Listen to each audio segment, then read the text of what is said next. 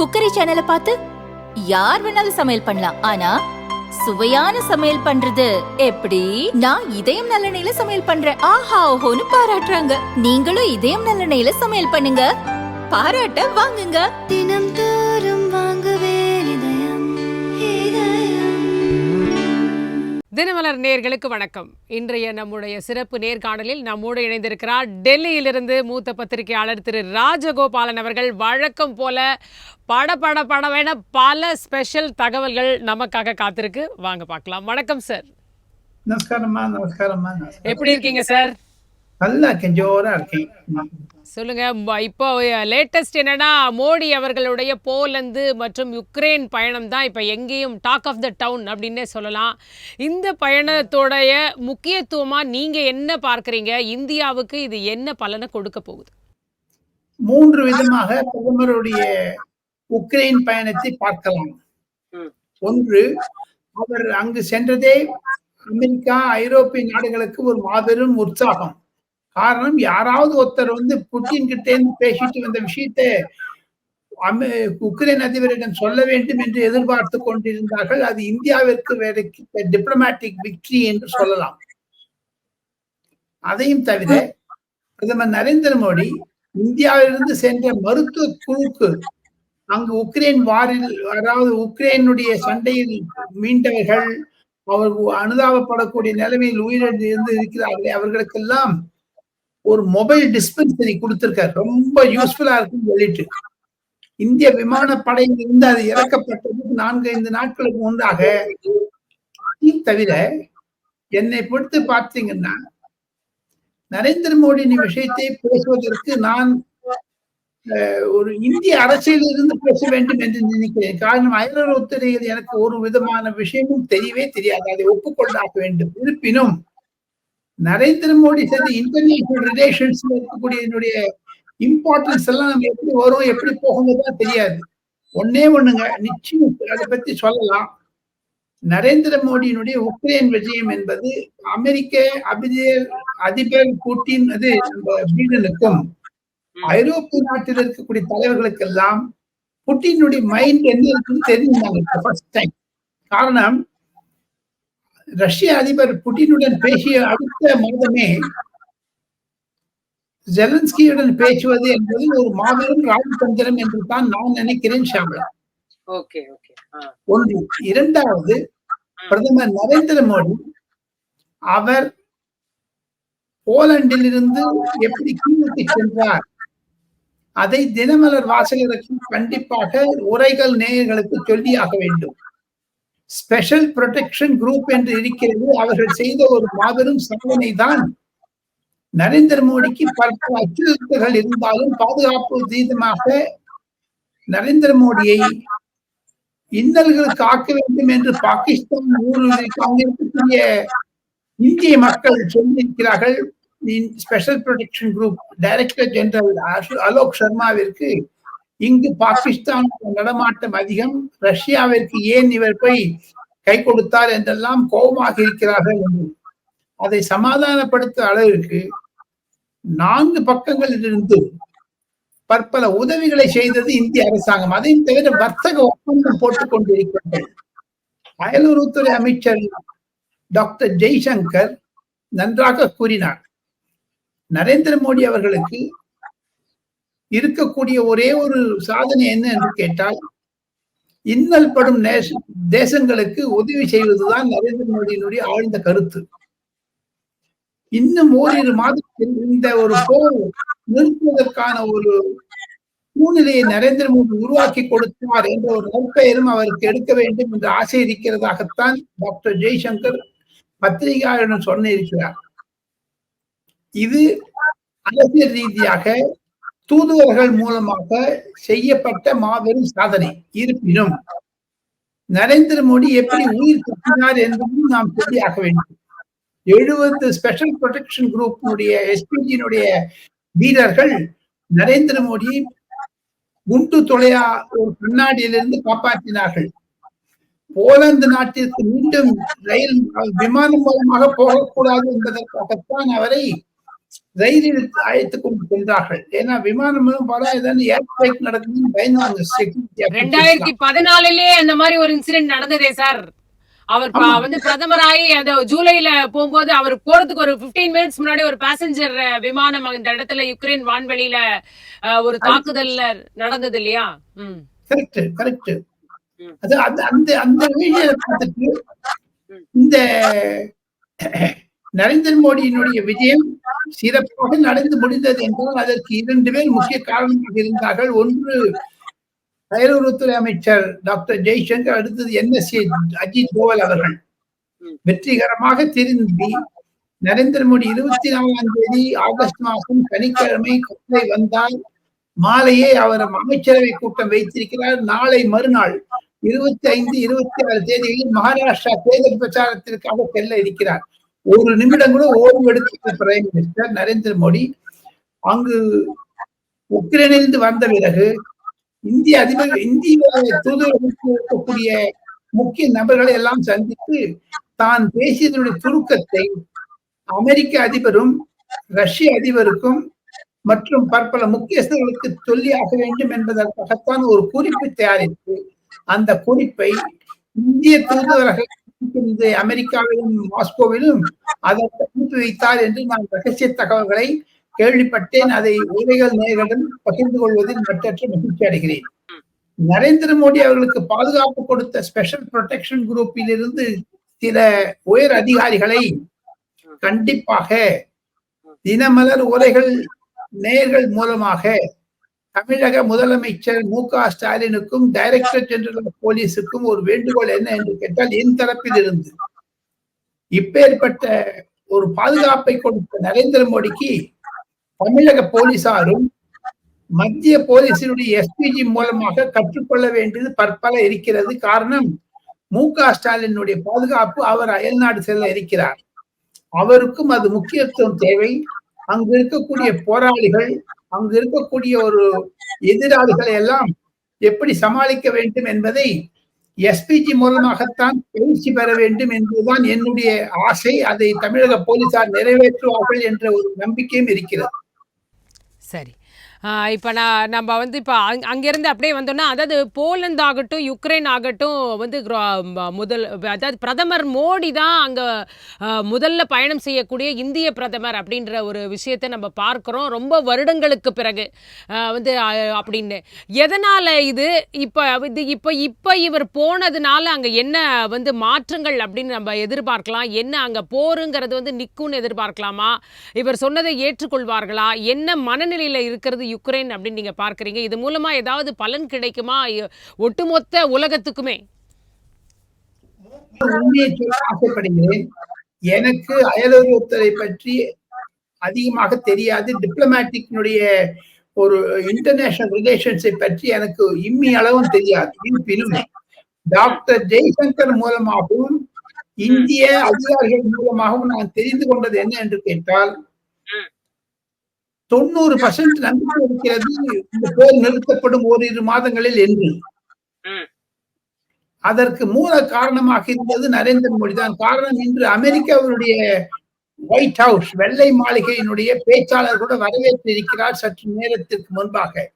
நரேந்திர மோடியினுடைய ஒரு செயல் பாராட்டத்தக்கது. உலகத்தில் அமைதி வேண்டும், குறிப்பாக உக்ரைனில் அமைதி வேண்டும் என்பதை அவர்கள் சுட்டிக்காட்டியிருக்கிறார்கள் என்பதைத்தான் நான் உரைகள் நேரிடம் தெரிந்து கொள்ள சொல்ல ஆசைப்படுகிறேன், பகிர்ந்து கொள்ள ஆசைப்படுகிறேன். சரி, இப்போ அப்படியே வந்தோம்னா ஹரியானா தேர்தல் தேதிகளை தள்ளி வைக்கணும் அப்படின்னு ஹரியானா பிஜேபி தரப்புல கோரிக்கை வைக்கப்பட்டிருக்காமே எலெக்ஷன் கமிஷன் கிட்ட.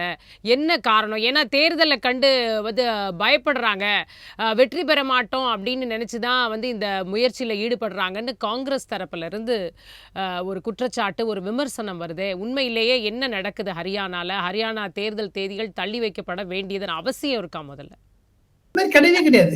கேள்வி வேண்டுகோள் விடுத்திருக்கிறார்கள். அதற்கு எலெக்ஷன் கமிஷன் தாக்குதல், அதாவது ஒரு விதமான எதிர்ப்புகள் இல்லை, நாங்கள் அது தேர்தலை ஒத்தி போட மாட்டோம் என்ற ஒரு வர்ணனையும் சொல்லிவிட்டார்கள். அது மட்டும் அரசியல் ரீதியாக பார்த்தால் காங்கிரஸ் வேண்டுமென்றே தனக்குத்தானே மேற்காட்டிக் கொள்கிறதே தவிர காங்கிரஸ் அங்கு வேரூன்றிருப்பது உண்மை.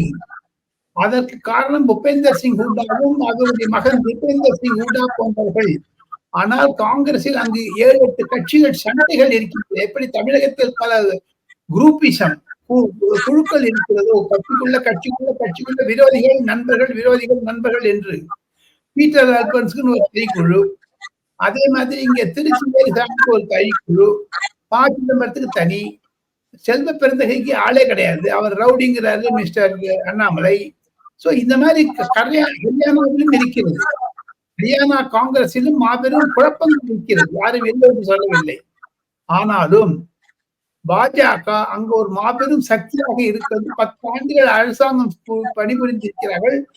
அவர்களுக்கு ஒரு எதிர்நிலை இருக்கத்தான் செய்கிறது. களம் காங்கிரசுக்கு சாதகமாக இருக்கிறது என்றைத்தான் ஊர்ஜிதம் செய்யக்கூடிய ராஜகோபால் நான் ஒன்று சொல்லிக் கொள்கிறேன். ஹரியானா தேர்தல் என்பது சாதாரணமானது அல்ல, மிக மிக டஃப் எலெக்ஷன். வரக்கூடிய நாட்களில் வெயிட் அண்ட் வாட்ச். ஹரியானாவில் நிலைமை எப்படி இருந்தாலும் அது காங்கிரசுக்கு பக்கமாக செல்லக்கூடும் என்ற ஒரு வர்ணனைகள் இருந்தாலும் நரேந்திர மோடியினுடைய பிரச்சாரம் மூலமாக அது மாற்றி அமைக்கப்பட்டாலும் ஆச்சரியப்படுவதற்கு ஆக மொத்தம் தங்களுடைய பிங்கர்ஸை தவிர ஒரு இடமாக சொல்லிவிட முடியாது அங்க காங்கிரஸ் ஜெயிக்கும் பாஜக ஜெயிக்கும் என்று. காரணம், குறைந்தது 40 ஆண்டுகள் நான் இந்திய தேர்தலை அவசியிருக்கிறேன். ஆங்கில தொலைக்காட்சி, ஹிந்தி தொலைக்காட்சி, தமிழ் தொலைக்காட்சிகளுக்கெல்லாம் எனக்கு கொடுக்க இருக்கக்கூடிய அனுபவத்தில் சொல்லுகிறேன். நரேந்திர மோடிக்கு என்று ஒரு 5-6% வாக்குகள் இருப்பதனால் அது பாஜகவில் இல்லை, இளைஞர்கள் அதுதான் சூழ்நிலை எடுத்துட்டு நினைக்கிறேங்கம்மா. சரி, இப்போ ஜம்மு காஷ்மீர் தேர்தல் வந்து எப்படி பார்க்குறீங்க? அங்கே வந்து காங்கிரஸுக்கு வந்து இப்போ கூட்டணி அழகாக வந்து ஃபார்ம் ஆயிடுச்சு. அவங்க சீட் ஷேரிங் பற்றியெல்லாம் பேசிக்கிட்டு இருக்காங்க. அவங்க வந்து ஒரு தேர்தல் அறிக்கையை தயார் செய்கிறதுலலாம் மும்முரமாக இருக்கிறத பார்க்க முடிகிறது. பிஜேபி இந்த எந்த அளவிற்கு தயாராக இருக்குது அப்படின்னு சொல்லுங்கள். அதே மாதிரி அது காங்கிரஸ் அந்த ஜேகேஎன்சி கூட்டணி பற்றிய உங்களுடைய கருத்து என்ன? அது வந்து ஒரு வெல்லக்கூடிய கூட்டணியா? அதை நீங்கள் எப்படி பார்க்குறீங்க? தேர்தல் என்றாலே கடுமையான போட்டி இருக்கத்தான் செய்யும். அது மாநகராட்சி தேர்தலாக இருந்தாலும் சரி, உள்ளாட்சி தேர்தலாக இருந்தாலும், ஏன் காலேஜில் படிக்கக்கூடிய கல்லூரி மாணவர்கள் அமைப்பு தேர்தலாக இருந்தால் தேர்தல் என்றாலே ஒரு கடினமான போட்டி தான். எதிர்வினை இருக்கும், மும்முனை இருக்கும், அதிகமான அள்ளி அள்ளி வீசுவார்கள். காஷ்மீரை பொறுத்த மட்டும் அங்கு 10 வருடங்களுக்கு பிறகு தேர்தல் நடப்பது என்பது அகில உலக சாதனையை படைத்தார் நரேந்திர மோடி என்று தான் மார்தட்டி சொல்ல முடியும். காரணம், 370 ஆர்டிகல் அப்ரிவேஷன் ஆன பிறகு இதே ராகுல் காந்தி பாரத் ஜோடோ யாத்திராவை முடித்துக் கொண்டு காஷ்மீரில் முடித்தார், கன்னியாகுமரியில் ஆரம்பித்தார். ஆனால் அங்கு அவர் தங்களுடைய சிஸ்டர் பிரியங்கா காந்தியுடன் உல்லாசமாக படகு உல்லாசம் செய்தார். அது ஐஸ்கிரீம் சாப்பிட்டார் அங்க லால் சவுக் என்ற இடத்தில். ஆக மொத்தம் அங்கு அமைதி திரும்பி இருப்பதை ஆர்டிகல் 370 உழைப்பதன் மூலமாகத்தான் வந்தது என்று பாஜக கூறுவதை காங்கிரஸ்காரர்கள் ஏற்றுக்கொள்கிறார்களோ இல்லையோ அங்கு அமைதி நிலவியது. குறிப்பாக பாரமுல்லா என்ற இடத்தில் 2024 லோக்சபா தேர்தலில் 54% ஓட்டு நடந்திருக்கிறோம். தென் சென்னை வாக்காளர்களை விட பாரமுல்லா வாக்காளர்கள் அதிகமாக பங்கேற்றிருக்கிறார்கள் தேர்தலில். அதே மாதிரி கூடிய விரைவில் நமக்கு வந்து ஒரு கட்சி ஆட்சி வேண்டும் என்று சொல்லுகிறது. ஆனால் ஒண்ணு ஜம்மு காஷ்மீரை பிரித்து பார்த்தால் ஜம்முவில் பாஜகவுடைய அழுத்தம் அதிகமாக இருக்கும், இந்துக்கள் பாடியும். அதையும் தவிர ஜம்மு என்ற ஏரியால ஹரியானா, பஞ்சாப், இமாச்சல் பிரதேஷ் இந்த 3 மாநிலங்களில் இருக்கக்கூடிய ஜாட், கூஜர் போன்ற ஜாதிகள் ஜம்முவிலும் இருக்கிறார்கள். ஆக மொத்தம் இந்த 4 மாவட்டங்களுக்கு இருந்தால் ஒரு நேயர்களுக்கு ஒரு உதாரணம் சொல்ல வேண்டும் என்றால், தமிழகத்தில் நடப்பது பாண்டிச்சேரியில் எதிரொலிக்கும். Pondicherry is satellite state of Tamil Nadu. அதே மாதிரி ஜம்மு காஷ்மீர் இருக்கக்கூடிய ஹரியானா, பஞ்சாப், இமாச்சல் பிரதேசம் சேட்டலைட் டவுன்ஸ் ஆஃப் ஜம்மு. பாஜகவிற்கு அதிக வாக்குகள் கிடைக்கும். ஆனால் ஜம்மு காஷ்மீரில் பாஜகவிற்கு முதல் முறையாக போட்டியிடுகிறார்கள். நரேந்திர மோடி 6 முறை அங்கு செல்ல இருக்கிறார் தேர்தல் பிரச்சாரத்திற்கு. அடுத்த வாரத்திலிருந்து நாம் ஒன்றே ஒன்று சொல்ல முடியும், முஃப்தி முகமது மெஹபூபா முஃப்தியுடன் பாஜக அரசாங்கம் அமைத்தது 5 ஆண்டுகளுக்கு முன்பாக. தங்களுக்கு நினைவு இருக்கும் என்று நினைக்கிறேன். 6 ஆண்டுகள் கூட, 6 மாதங்கள் கூட அந்த அரசாங்கம் சரியாக செய்யப்படவில்லை. அங்கு கூபார் அலையில் சென்று இருக்கக்கூடிய நேஷனல் கான்பரன்ஸும் பிடிபியும் சேர்ந்து கொண்டு கூட்டாக அமைத்தார்கள். ஆனால் அந்த கூட்டு உடைந்து விட்டது. இந்திய அலையன்ஸில் ராகுல் காந்தியும் ஃபரூக் அப்துல்லாவுடைய மகன் ஓமர் அப்துல்லாவை தான் முன்னிறுத்த வேண்டும் முதலமைச்சராக என்று சொல்லுகிறார்கள். We have to wait and watch. காங்கிரஸிற்கு காஷ்மீரில் அதிகமான சப்போர்ட் இல்லை என்று தான் இருக்கக்கூடிய செய்திகள் தெரிவிக்கின்றன. அக்டோபர் 4ஆம் தேதி அன்று வரக்கூடிய ரிசல்ட் எப்படி இருக்கும் என்று கேட்டால், ஜம்மு காஷ்மீரில் பாஜக இல்லாமல் அரசாங்கத்தை அமைக்க முடியாது என்ற சூழ்நிலையை தான் உருவாக்கி விடுவார்கள் என்று நான் அழுத்தமாக சொல்ல முடியும். நேற்று அமித்ஷா அவர்கள் 10 கேள்வி கேட்டிருக்காரு காங்கிரஸ். அந்த 10 கேள்வியில ஒரு கேள்விக்கு பதில் சொல்லவே ராகுல் காந்தி. இந்த ஆர்டிகல் 370 மீண்டும்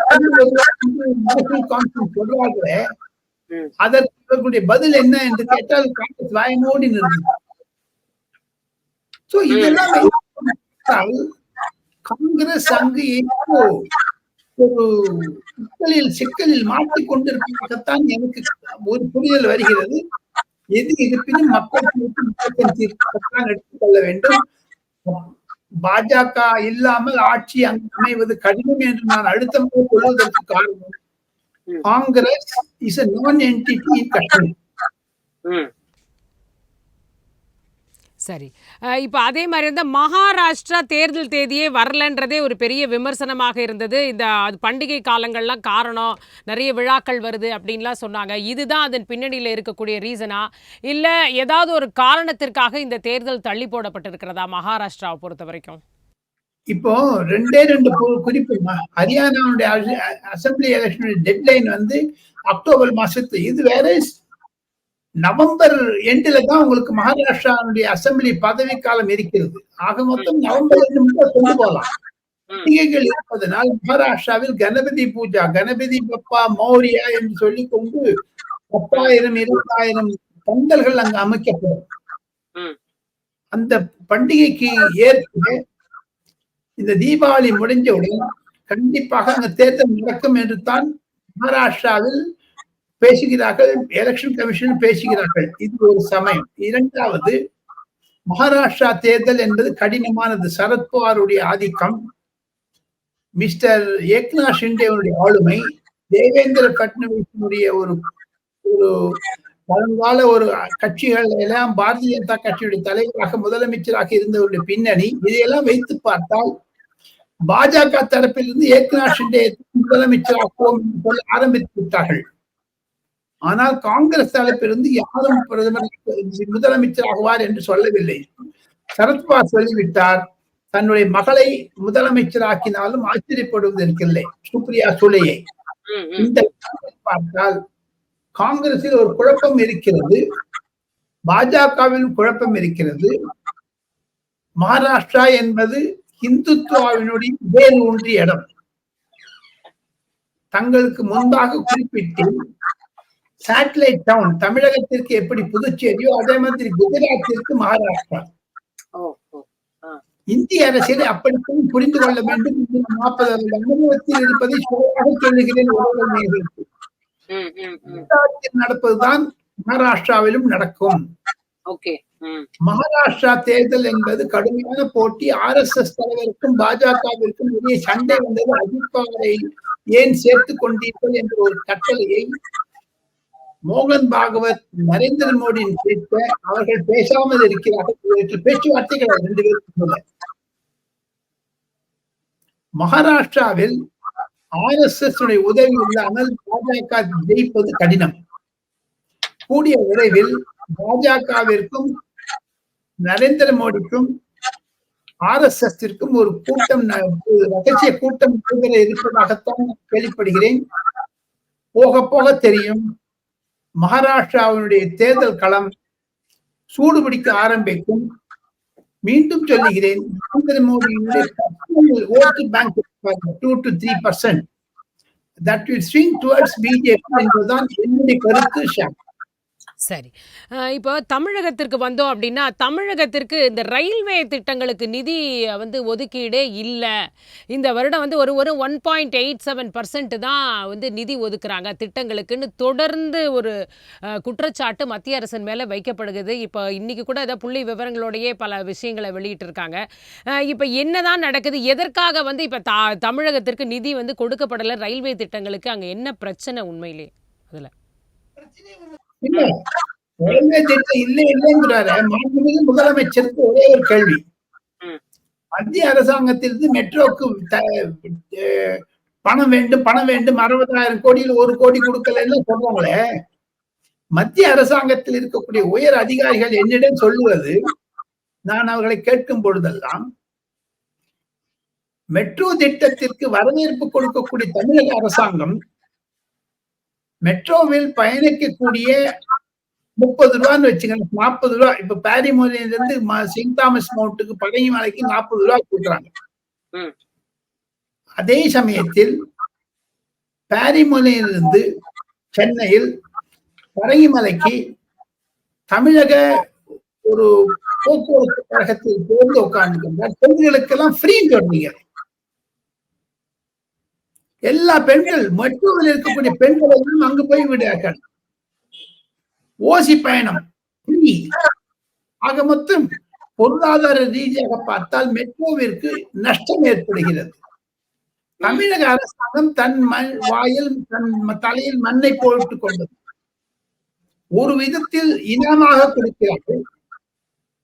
ஃப்ரீ பேசஞ்சர்ஸ், பெண்களுக்கெல்லாம் ஃப்ரீ என்று.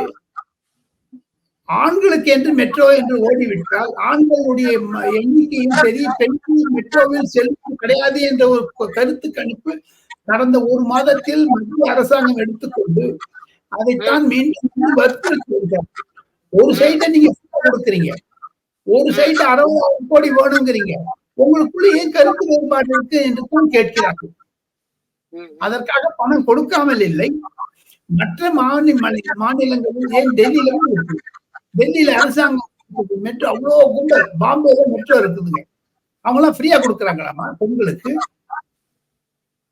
தமிழகத்தில் 2 உங்களுக்கு மீசியம் ஒண்ணு மட்டும் சாப்பாடு சாப்பிடணும்னு எப்படி மீசியில மண் ஒட்டாது எப்படி சாப்பிடுறது?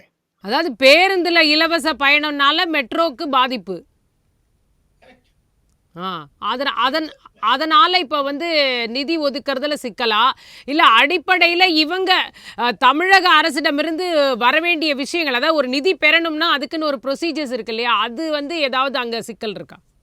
சிக்கலே கிடையாது. அவங்க சொல்றது என்னன்னு, 3 பேரு தமிழ்நாடு அரசாங்கம் மத்திய அரசாங்கம் 50% போடுறாங்க. மத்திய அரசாங்கம் போட்டு அந்த மெட்ரோ ரயில் லாபத்துல ஓடணுமோ இல்லையுமா? நஷ்டத்துல ஓடினா அது 2 பேருக்கும் நஷ்டம் தானே. தமிழக அரசாங்கத்துக்கும் நஷ்டம், மத்திய அரசாங்கத்துக்கும் நஷ்டம் தானே. அதை யார் கேட்கிறார்கள்? அது ஒரு நூதன பிரச்சனை. அது எப்படி சமாளிக்க போகிறார்கள் என்று தெரியவில்லை. எது இருப்பினும் மத்திய அரசாங்கம் தன்னுடைய கடமையை நன்றாக செய்யும். கூடிய விரைவில் அதற்கான ஒதுக்கீடுகள் வரும் என்று தான் மத்திய ரயில் அமைச்சகத்திலிருந்து எனக்கு கிடைக்கக்கூடிய செய்திகள் விஷயம். சரி, இப்போ அதே மாதிரி இந்த செபி தலைவரை நீக்கம் செய்யணும் அப்படின்னு காங்கிரஸ், தமிழக காங்கிரஸ் ஆர்ப்பாட்டம் நேத்திக்கு பண்ணாங்க. அதை எப்படி பார்க்கறீங்க? தமிழக காங்கிரஸ் பத்தி பேசாதீங்கம்மா. நீங்க ஒண்ணுமே இல்லை. என்ன சார் ஆர்ப்பாட்டம் எல்லாம் பண்றாங்க, நீங்க இப்படி ஈஸியா செத்து போச்சுன்றீங்க?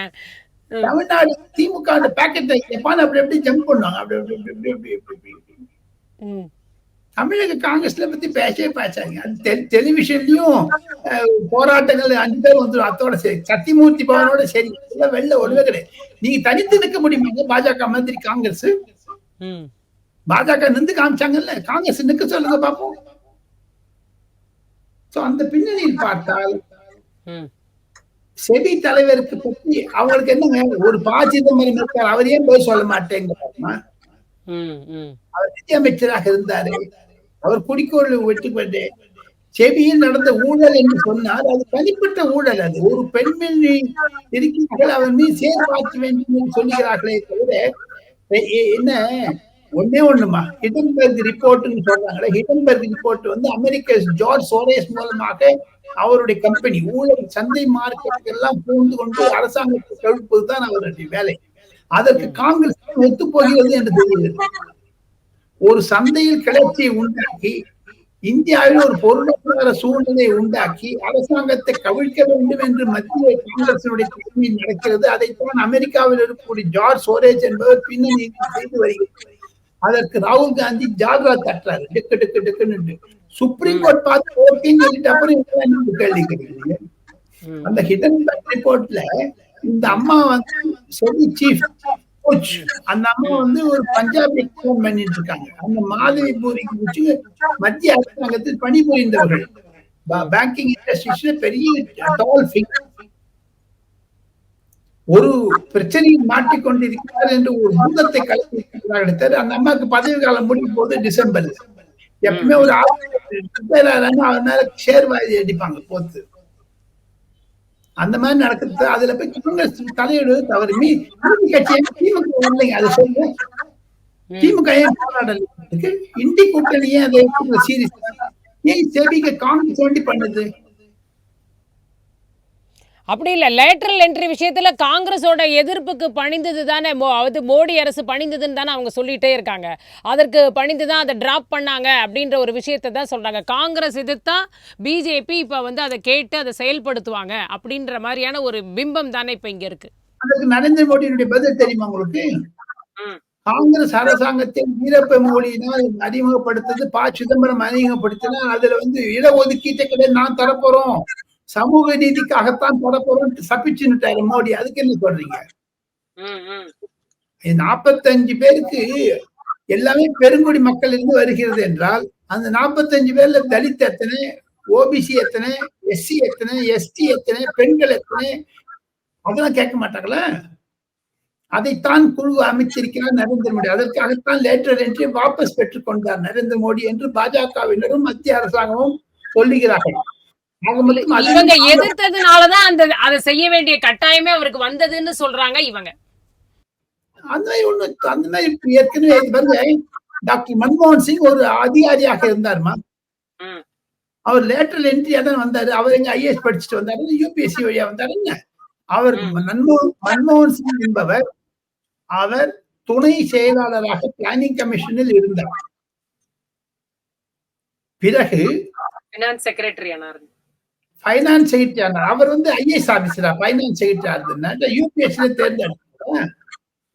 பிறகு ரிசர்வ் பேங்க் கவர்னர் ஆனார். பிறகு நிதி அமைச்சராக இருந்தார். பிறகு பிரதமர் அமைச்சராக இருந்தார்.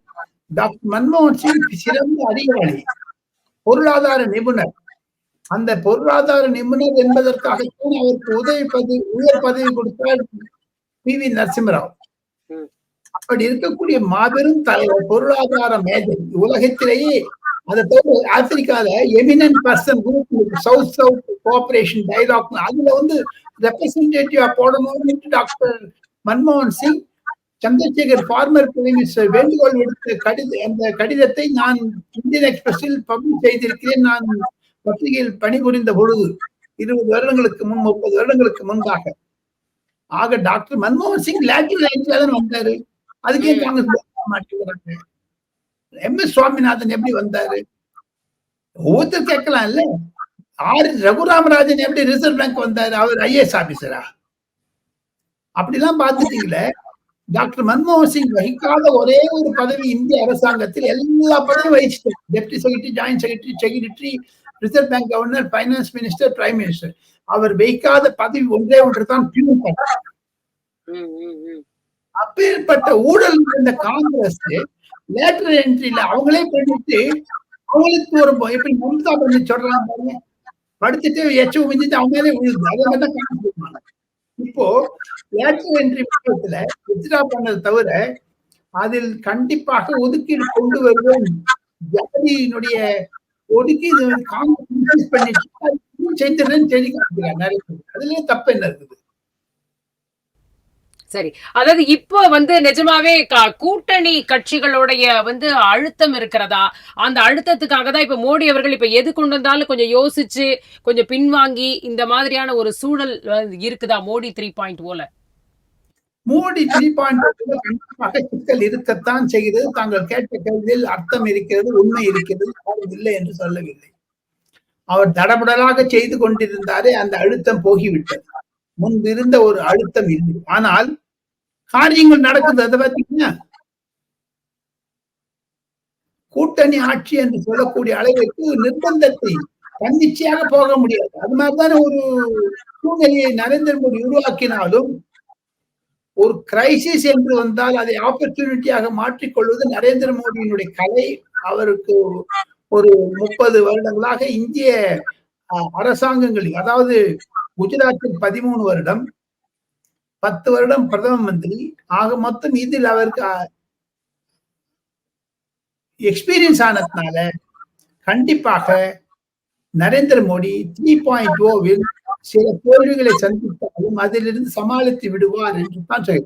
இப்ப அப்போசிஷனுக்கு விக்டின்னு சொன்னா ஒன்னே ஒண்ணு சொல்றாங்க, அப்போசிஷன் விக்டியா இருந்ததுன்னா அது எப்படிங்க அவங்க செலிபிரேட் பண்ண முடியும்? அது நன்மை தானங்க இந்தியாவுக்கு. விரோதமா இருக்கா? அதைத்தான் அவர் செய்கிறார்கள். இதனால நரேந்திர மோடி டவுன் ஆயிட்டார். பிரைம் மினிஸ்டர் பதவியில் இருக்காரு. 233 சீட் அவர் 290 சீட் வச்சிருக்காங்களா? ஆனால் 3.0 ஒரு தர்ம சங்கடமான நிலையில் தான் ஆட்கப்பட்டு விட்டார் என்பது என்னுடைய தனிப்பட்ட கருத்து. ஷாம்லா, சரி, இன்னும் ஏதாவது நீங்க சொல்ல நினைக்கக்கூடிய ஏதாவது ஸ்பெஷல் தகவல் இருக்கா எங்க நேயர்களுக்காக? ஸ்பெஷல் தகவல் என்ன என்று கேட்டால், தமிழகத்தில் முருகன் கோவிலில் முருகன் இன்டர்நேஷனல் கான்ஃபரன்ஸ் நடக்கிறார்கள் இன்னைக்கு நாளைக்கு.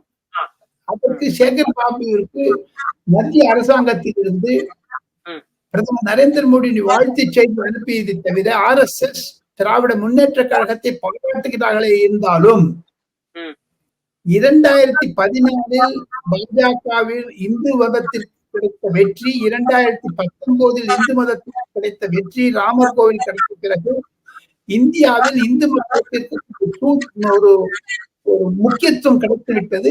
அதைத்தான் திராவிட முன்னேற்ற கழகம் 2026 பயன்படுத்திக் கொள்ளும். அதற்காகத்தான் இன்டர்நேஷனல் குளோபல் முருகன் கான்ஃபரன்ஸ் என்று வைத்திருக்கிறார்கள். அதன் மூலமாக தன்னையும் கடவுள் எதிரி அல்ல என்பதை காண்பிப்பதற்காகத்தான் அரசாங்கம் நடந்து கொள்வதாக மத்திய பாஜகவுடைய தலைவர் JP நட்டா அவர்கள் என்னிடம் தெரிவித்தார். அதற்கு திராவிட முன்னேற்ற கழகத்தை பாராட்டினாலும் பாஜகவுடைய ஹிந்து ஐடியாலஜி தாங்கள் எடுத்துக்கொண்டதற்கு நன்றி என்று சொன்னார்கள். அதுதான் சிறப்பு செய்தி. சரி, ரொம்ப நன்றி சார், பல தகவல்களை எங்கள் நேயர்களுக்காக பகிர்ந்து கொண்டமைக்கு. தேங்க்யூ. மீண்டும் மற்றொரு நிகழ்ச்சியில் சந்திக்கலாம். நன்றி, வணக்கம்.